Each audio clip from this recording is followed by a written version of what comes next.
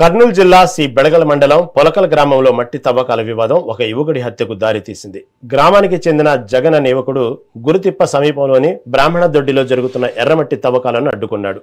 ఈ క్రమంలో ప్రత్యర్థి వర్గాలతో జరిగిన వాగ్వాదం తీవ్ర ఘర్షణకు మారింది. ప్రత్యర్థులు జరిపిన దాడిలో జగన్ తీవ్రంగా గాయపడ్డాడు. కుటుంబ సభ్యులు అతడిని వెంటనే పెంచుకలపాడులోని విశ్వభారతి ఆసుపత్రికి తరలించినప్పటికీ చికిత్స పొందుతూ ఆయన మృతి చెందాడు. ఈ ఘోర ఘటనపై సమాచారం అందుకున్న పోలీసులు కేసు నమోదు చేసుకుని దర్యాప్తు ప్రారంభించారు.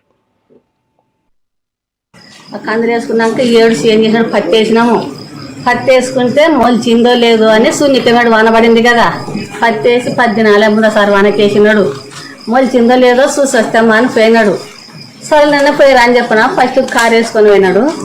కారు వేసుకొని పోయి చూసి వచ్చినాడు. చూసినాక జైలమ్మా అదొక్కటి మలిచింది, మళ్ళీ చెడుపు కందులు వేసుకుందామా అనే. ఏమోలా నాన్న చూతామన్నా అని మన్ను తోలుతున్నారు అని, ఎక్కడ తోలుతుంటే అక్కడ పైకి తోలుతున్నారేమో మా కట్టుకొచ్చి లేదు అని. సరే నేను ఊరుకుని ఒక ఆయన వచ్చి రారా పోయి ఎన్నొస్తాము రస్తకు మన్ను తోలించుకుందాము అన్నాడు. ఇంకా అదొక్కటే సులింగా జరిగేది.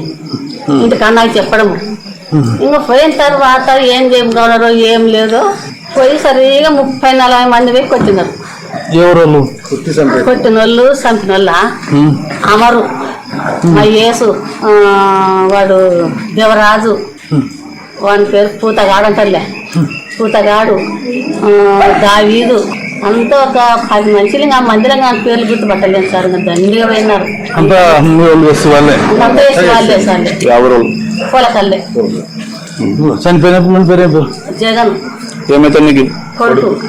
నీ పేరమ్మా? నా పేరు సుశీలమ్మ.